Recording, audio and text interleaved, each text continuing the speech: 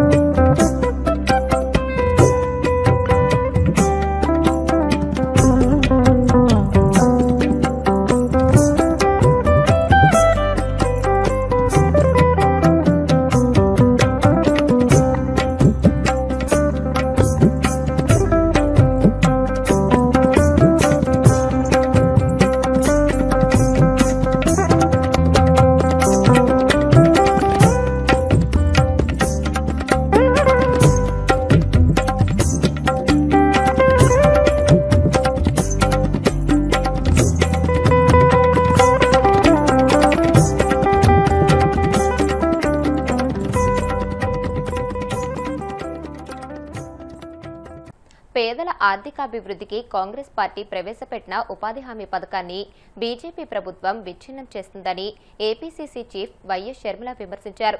ఉపాధి హామీ పరిరక్షణ యాత్రలో భాగంగా శనివారం ఏలూరు జిల్లా భీముడోల్లో షర్మిల పర్యటించారు.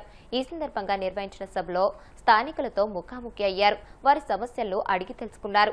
ఈ సందర్భంగా ఆమె మాట్లాడుతూ పేద, బడుగు, బలహీన వర్గాల కోసం కాంగ్రెస్ పార్టీ ఏర్పాటు చేసిన ఉపాధి హామీ పథకాన్ని బీజేపీ విచ్ఛిన్నం చేస్తుందని, బీబీజీ రామ్జీ పేరిట గాంధీ పేరునే తొలగించిందని, బీజేపీ ప్రజా వ్యతిరేక చర్యలకు కూటమి పార్టీల వంతపాడుతున్నాయని విమర్శించారు. ఒకటి కాదు, రెండు కాదు, ఏ పథకం చేసినా అద్భుతంగా చేసి చూపాడు రాజశేఖర రెడ్డి గారు. ఆ రోజుల్లో పుట్టిన పథకమే ఈ ఉపాధి హామీ పని, కరువు పని. కేంద్రంలో మన్మోహన్ సింగ్ గారు ప్రధానమంత్రిగా ఉన్నారు. కాంగ్రెస్ పార్టీ పెద్ద మనసుతో ఆలోచన చేసి తెచ్చిన పథకమే కరువు పని, ఈ ఉపాధి హామీ పథకం.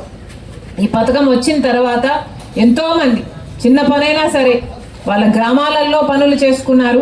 వాళ్ళ గ్రామాలలో బిడ్డల్ని పోషించుకోగలిగారు. ఆ గ్రామాలలోనే బ్రతకగలిగారు. అంత బాగా నడిచింది ఉపాధి హామీ పని. కాంగ్రెస్ పార్టీ 10 సంవత్సరాల అధికారంలో ఉంది. ఆ తర్వాత 10 సంవత్సరాలు బాగానే నడిచింది ఉపాధి హామీ పని. తర్వాత వచ్చింది బీజేపీ ప్రభుత్వం. ఇప్పుడు గత 11 సంవత్సరాలుగా బీజేపీ పార్టీయే అధికారంలో ఉంది. ఇప్పుడు ఈ ఉపాధి హామీ పని, ఈ కరువు పని ఎంత ఘోరంగా తయారయ్యిందో నేను మీకు చెప్పనవసరం లేదు. అసలు ఎంతగా నీరు గార్చారంటే ఈ ఉపాధి హామీ పనిని అసలు చట్ట ప్రకారం 100 రోజులు పని కల్పించాలి. 100 రోజులు పని కల్పించాలి. అది కూడా గ్రామంలో ఎవరైనా వెళ్ళి మాకు పని కావాలి అని అడిగిన 15 రోజుల్లోనే పని కల్పించాలి. పని చేసిన 15 రోజుల్లోనే పేమెంట్ కూడా ఇవ్వాలి. ఇది కాంగ్రెస్ పార్టీ తెచ్చిన చట్టం. కానీ బీజేపీ పార్టీ గత 11 సంవత్సరాలుగా ఎంత ఘోరంగా దీన్ని అమలు చేసింది అంటే ఎక్కడే గానీ 100 రోజులు పని ఇవ్వలేదు. ఈరోజు కాంగ్రెస్ పార్టీ తెచ్చిన ఈ పథకాన్ని మొత్తానికే తీసేస్తారట, తీసేశారు కూడా. కొత్త పథకం ఏప్రిల్ నెల నుంచి కొత్త పథకం అమలు చేస్తారట. దాని పేరు విబి గ్రామ్. మహాత్మా గాంధీ పేరు పెట్టిన, కాంగ్రెస్ పార్టీ పెట్టిన ఈ పథకానికి మహాత్మా గాంధీ గారు పేరు పెట్టారు. మహాత్మా గాంధీ పేరు పెట్టుకున్న ఈ పథకానికి పథకం పేరు మార్చడమే కాదు, రూపురేఖలు మొత్తము మార్చేస్తున్నారు.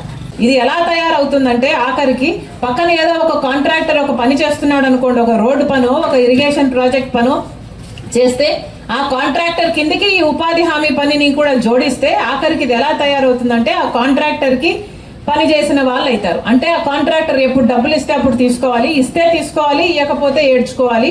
కానీ అడిగేదానికి మాత్రం మనకు హక్కు ఉండదు. ఆఖరికి ఇది ఎలా తయారవుతుందంటే గ్రామాలు బాగుపడడానికి, గ్రామాల అభివృద్ధి కోసం ఉపాధి హామీ పనిని ఇక చెయ్యబోరు.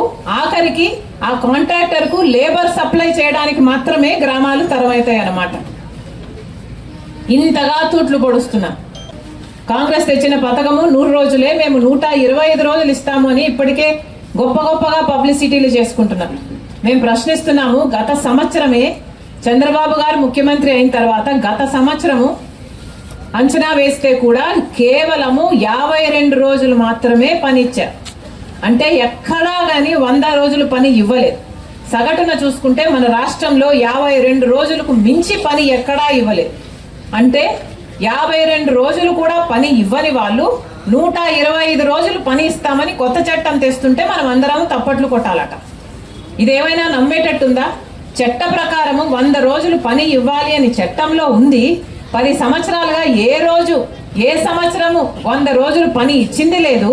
100 రోజులు పని కూడా ఇవ్వలేని వాళ్ళు, కేవలం 52 రోజులే పని ఇచ్చిన వాళ్ళు ఇప్పుడు 125 రోజులు పని ఇస్తాము అని చెప్తుంటే నమ్మడానికి ప్రజలు వెర్రివారా లేకపోతే పిచ్చివారా? విజయనగరం జిల్లా రాజంలో జంట చర్యలకు పాల్పడింది. మధ్యప్రదేశ్ రాష్ట్రం దార్ జిల్లాకు చెందిన గ్యాంగ్ పనేనని తేలింది. ఈ ముఠాలో 2 నిందితులను జిల్లా పోలీసులు అరెస్ట్ చేశారు. మరో 2 కోసం గాలిస్తున్నారు. చోరీ సొత్తులో 470 గ్రాముల బంగారు ఆభరణాలు స్వాధీనం చేసుకున్నారు. రాజంలో జీఎంఆర్ క్వార్టర్స్ లో నివాసం ఉంటున్న వైద్యులు నాగేష్, మాధవ్ కృష్ణారెడ్డి ఇళ్లలోకి గుర్తు తెలియని వ్యక్తులు ప్రవేశించారు. నాగేష్ ఇంటిలో 1277 గ్రాముల బంగారు ఆభరణాలను, మాధవ్ కృష్ణారెడ్డి ఇంట్లో 245 గ్రాముల బంగారు ఆభరణాలను చోరీ చేశారు.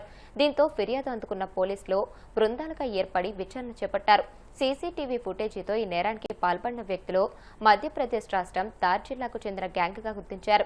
వారిని బూరాడపేట జంక్షన్ వద్ద అదుపులోకి తీసుకున్నారు. 1వ తారీఖు ఫిబ్రవరి రాత్రి జరిగిన 2 అఫెన్సెస్ జిఎంఆర్ ఐటీ క్వార్టర్స్లో జరిగాయి. ఆ క్వార్టర్స్లో 2 డాక్టర్స్ హౌసెస్లో మనకి అఫెన్సెస్ జరిగాయి. ఈ డాక్టర్స్ హౌసెస్లో అందులో నాగేష్ దసబార్ గారి హౌస్లో 1278 గ్రాములు, అలాగే ఇంకొక హౌస్లో 245 గ్రాముల వరకు మనం గోల్డ్ అందులో పోవడం జరిగింది. ఎప్పుడైతే ఈ అఫెన్సెస్ జరిగాయో నెక్స్ట్ డే మార్నింగ్ వీళ్ళు డోర్స్ లాక్ చేసుకొని వాళ్ళ స్టీల్ అల్మరాస్లో గోల్డ్ వదిలేసి వాళ్ళకి పని ఉందని చెప్పి విశాఖపట్నం వెళ్ళిపోవడం జరిగింది. బోత్ హౌస్ ఓనర్స్ కూడా. ఇన్మేట్స్ ఆబ్సెన్స్లో ఈ అఫెన్స్ జరిగింది. అయితే ఎప్పుడైతే నెక్స్ట్ డే మార్నింగ్ వచ్చి వాళ్ళు చూసుకొని ఇలా వాళ్ళ ఇంట్లో అఫెన్స్ జరిగిందని తెలిసిందో వాళ్ళు మనకి రిపోర్ట్ చేయడం జరిగింది. వెంటనే మన ఎస్పీ గారు టీం అక్కడికి వెళ్ళడం, తర్వాత ఒక నలుగురు సిఐలు ఎస్ఐస్తో 12 మంది ఎస్ఐస్తో 4 టీమ్స్ ఫామ్ చేశారు. ఫామ్ చేసి మనం ఏం చేస్తామంటే టెక్నికల్గా ఎవిడెన్స్ని కలెక్ట్ చేయడం జరిగింది. దీంతో మనం ఎవరు వాళ్ళు అనేది ట్రాక్ చేస్తూ మన టీమ్స్ ధార్ జిల్లా వరకు, అంటే మధ్యప్రదేశ్ ధార్ జిల్లా వరకు కూడా వెళ్తూ ఇక్కడ మన వాళ్ళని ట్రాక్ చేస్తూనే ఇక్కడ కూడా మనం బీట్స్ అది ఇంటెన్సిఫై చేసుకున్నాము ఆ రోజు నుంచి కూడా. సో మన టీమ్స్ అక్కడ ఉన్నప్పుడు వీళ్ళని ట్రాక్ చేస్తూనే మనకి తెలిసింది ఏంటంటే సేమ్ టీంలో మెంబర్స్ మళ్ళీ మన జిల్లాకే వచ్చారు అనేది మనకు ఐడియా వచ్చింది. దాంతో మన వాళ్ళు ఎప్పుడైతే రాత్రి బీట్ సిస్టమ్ని ఇంటెన్సిఫై చేశారో ఈరోజు ఎర్లీ మార్నింగ్ మనం వాళ్ళని ఐడెంటిఫై చేసి పట్టుకోవడం జరిగింది. పట్టుకున్న తర్వాత వాళ్ళ దగ్గర మనం అంటే అందులో ఒక భాగమైన 470 గ్రామ్స్ వాళ్ళ దగ్గర మనం సీజ్ చేసాం. సీజ్ చేసి ఈరోజు అరెస్ట్ చూపించడం జరిగింది వాళ్ళని. వీళ్ళు అఫెండర్స్ అందరూ కూడా ధార్ జిల్లాకి మధ్యప్రదేశ్కి సంబంధించిన వాళ్ళు. వీళ్ళ ఫీచర్స్ని బట్టి లేదా వీళ్ళు అఫెన్స్ చేసే విధానాన్ని బట్టి మనం ధార్ గ్యాంగ్ అని నిర్ధారించుకున్న తర్వాత మన టీమ్స్ అక్కడికి వెళ్ళి కష్టపడి వాళ్ళని పట్టుకోవడం జరిగింది. ఇందులో 470 గ్రాములు రికవర్ చేశారు. ఇంకా దాదాపు 1000 గ్రాముల వరకు రికవరీ ఉంది. మిగతా అఫెండర్స్ ఎవరైతే ఉన్నారో వాళ్ళని కూడా మనం ట్రాక్ చేస్తున్నాము. వాళ్ళని పట్టుకున్నాక మిగతా వాళ్ళ దగ్గర ఉన్న ఏదైతే గోల్డ్ ఉందో వాళ్ళ దగ్గర నుంచి రికవరీ చేసుకుంటాం. అంటే ఇతని పోర్షన్ ఏదైతే ఉందో ఇతని పోర్షన్ వరకు ఈయన మనకి ఇచ్చేసాడు. మిగిలిన వాళ్ళని మనం పట్టుకుంటేనే మనకి వాళ్ళు ఎక్కడ దాచారు అనేది మనకి ఐడియా వస్తుంది. వీళ్ళు ఏం చేస్తారంటే అఫెన్స్ చేయగానే వాళ్ళు డివైడ్ అయిపోతారు, అంటే కలిసి ఉండదు. సో మనకి వాళ్ళని దానికోసం కూడా టీమ్స్ వర్క్ చేస్తున్నాయి. అంటే ఎవరైతే మిగతా అఫెండర్స్ ఉన్నారో వాళ్ళ కోసం కూడా మన టీమ్స్ వర్క్ చేస్తున్నాయి. వాళ్ళని పట్టుకోగానే రిమైనింగ్ అరెస్టులు కూడా చూపెడతాం. కోనసీమ తిరుమలగా వర్ధిల్లుతున్న వాడపల్లి శ్రీ వెంకటేశ్వర స్వామి ఆలయం భక్తులతో కిటకిటలాడుతుంది. శనివారం స్వామికి ప్రీతికరమైన రోజు సందర్భంగా ఆలయంలో ప్రత్యేక పూజలు నిర్వహించారు. స్వామివారి దర్శనానికి వచ్చిన భక్తులకు ఎలాంటి ఇబ్బందులు తలెత్తకుండా ప్రత్యేక ఏర్పాట్లు చేసినట్లు ఆలయ అధికారులు తెలియజేశారు. భక్తులు అధిక సంఖ్యలో హాజరై స్వామిని దర్శించుకుని మొక్కులు చెల్లించుకున్నారు. వెంకటేశుడా 3 నామాల ముద్దు శ్రీనివాసుడా.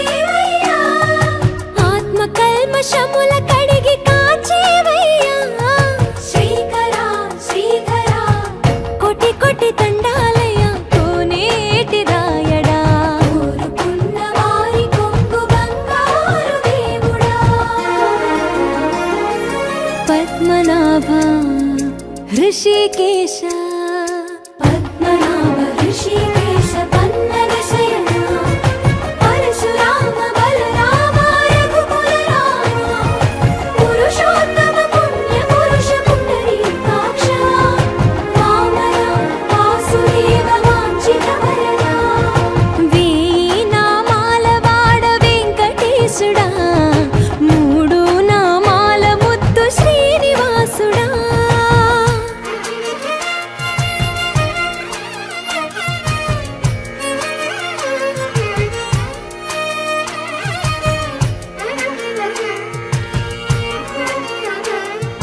నిజ పాద దర్శనమున నిలిచేవయ్యా నిలిచేవయ్యా నీ పాదాలే దిక్కు అని చాటెదవయ్యా అచ్యుత అవ్యయ నేత్ర దర్శనాన్ని మాకు ఇచ్చేవయ్యా ఇచ్చేవయ్యా మంచి మార్గమున మమ్ము నడిపేవయ్యా. వార్తలు ముగించే ముందు ముఖ్యాంశాలు మరొకసారి.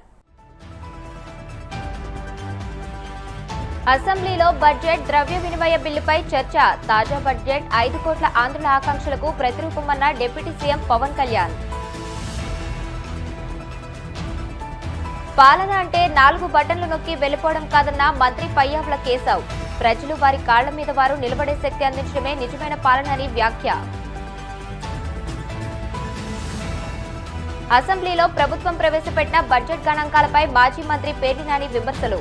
కార్పొరేషన్ల ద్వారా పొందుతున్న రుణాలను దాచిపెట్టారని ఆరోపణ.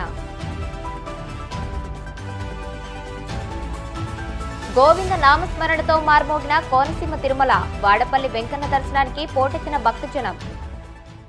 ఈ వార్తలు ఇంతటితో సమాప్తం. మరిన్ని వార్తల కోసం BCN digital YouTube channel, Facebook page ని ఫాలో అవ్వండి. అప్డేటెడ్ వార్తల కోసం ప్లీజ్ సబ్స్క్రైబ్.